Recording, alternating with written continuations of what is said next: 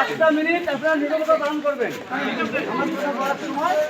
আমি ব্যাখ্যা দেব না, আমি বলবো একদম ফলাফল ঘোষণা করতেছি। জাতীয় সংসদ লাইভ করো, লাইভ ফলাফল সেটা ঘোষণা করতে আপনারা লিখে নিতে পারেন। 1 নম্বর আছে আতিকুর রহমান, ভোটে হাত দিয়ে দায় আছে কপালে। আমরা যেটা আছে মানি নেব ইনশাআল্লাহ, তাই তো? আলহামদুলিল্লাহ।